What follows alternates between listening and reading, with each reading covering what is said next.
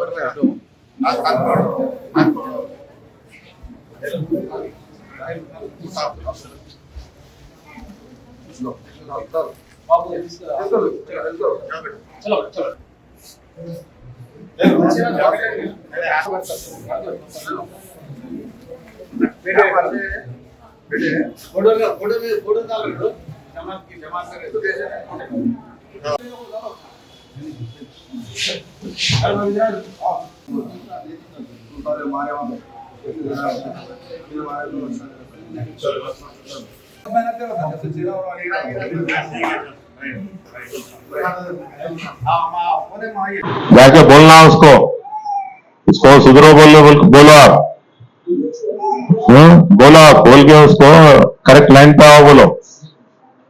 तो सब लोग भी अच्छे रास्ते पे जाने की एक मैं तो आप सब इससे भी उम्मीद रख रहा हूं मैं कि अगले रमजान तक, अभी ये रमजान से अपन अगले रमजान का अपन टारगेट लेंगे, तो आप सब लोग भी अच्छा कैरेक्टर में आके आप हमारे एसएचओ और एसीपी साहब को आप एक कॉन्फिडेंस दिलाओ कि कुछ भी क्राइम में हम पार्टिसिपेट नहीं करेंगे, वो टाइप से आप कॉन्फिडेंस दिलाओ.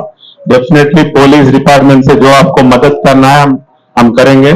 तो सब लोगों को भी मैं और एक बार भी ये रमजान महीने का मैं मुबारकबाद बोलते हुए मैं मेरी मैसेज आप कंप्लीट कर रहा हूँ.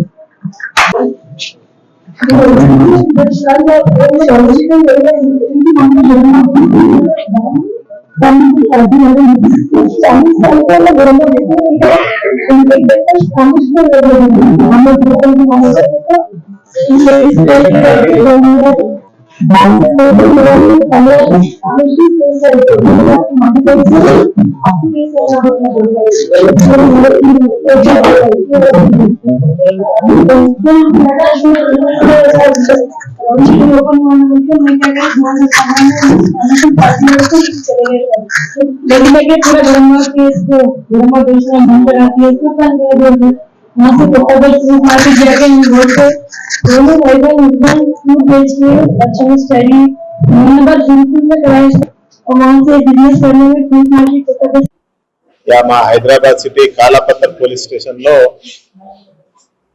60 రౌడీ షీటర్స్ ఉన్నాయి. సో ఈ 60 లో 10 మెంబర్స్ ఏమో జైల్లో ఉన్నారు.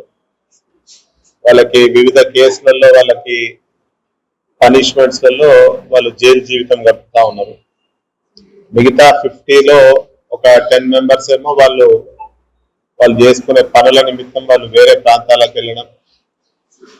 సో లాస్ట్ వీక్ ఈ రౌడీ షీటర్స్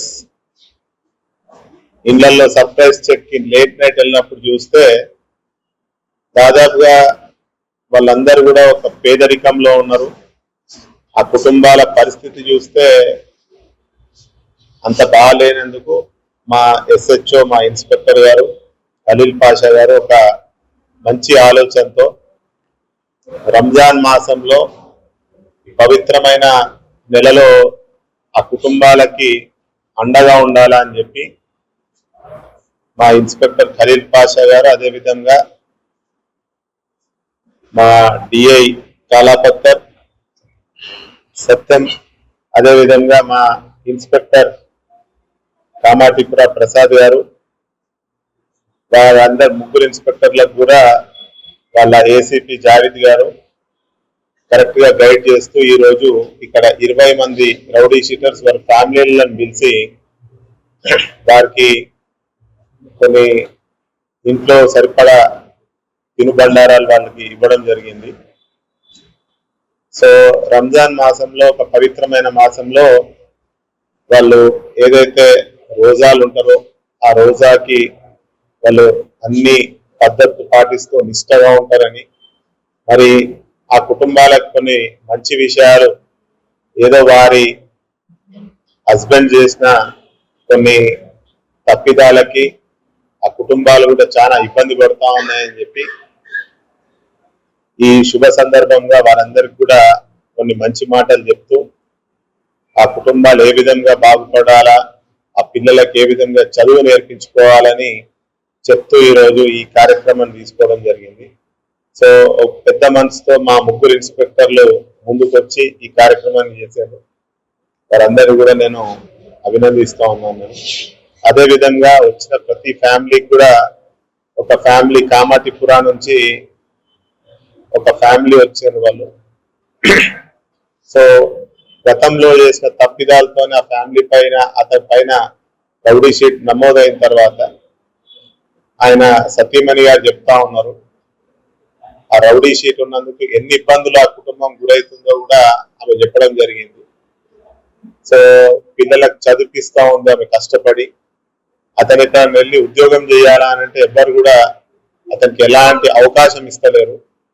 అతను కూడా చదువుకొని ఉన్నాడు, కానీ ఇక్కడికి వెళ్ళి ఒక ఉద్యోగం చేస్తాను నేను మీ దగ్గర అంటే రౌడీ షీటర్ కాబట్టి మేము ఇవ్వమని అతను అందరు కూడా దూరం పెడతా ఉన్నారని ఆమె చెప్పింది. సో వీరందరూ కూడా దాన్ని ఆమె మాట్లాడుతున్నప్పుడు వారందరూ కూడా వాళ్ళందరూ కూడా విన్నారు. వారికి మేము కూడా పోలీస్ వారికి చెప్పి మరి మొన్ననే ఒక రౌడీ షీటర్ అతను మక్కాకి వెళ్ళాలా అని చెప్పి అతను పాస్పోర్ట్ కోసం అప్లై చేసినప్పుడు డెఫినెట్లీ ఆ పాస్పోర్ట్కి వెళ్ళినప్పుడు వెరిఫికేషన్ జరుగుతాయి, యాంటిసిడెంట్స్ వెరిఫికేషన్స్.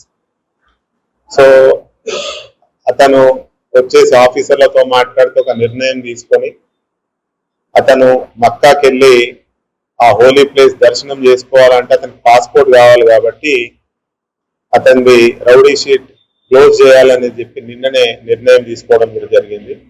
సో వీరందరూ కూడా అవన్నీ మంచి మాటలు ఏవైతే వారు సత్ప్రవర్తనతో ఈ సమాజంలో వారు ఉంటారో ఉన్నప్పుడు వారికి జరిగే, ఆ కుటుంబానికి జరిగే లాభాలు ఏందని కూడా వారికి చెప్పడం జరిగింది. సో వారందరికి కూడా ఈరోజు ఈ శుభమాసంలో మా ఇన్స్పెక్టర్ చేసిన ఈ మంచి పనితో దాదాపుగా విత్ ఇన్ నో టైం ఆ కుటుంబాలలో వారు సత్ప్రవర్తనతో ఉండి ఆ కుటుంబాలు ఆనందంగా ఉంటాయని మేము సిటీ పోలీస్ తరఫున ఆశిస్తా ఉన్నాం.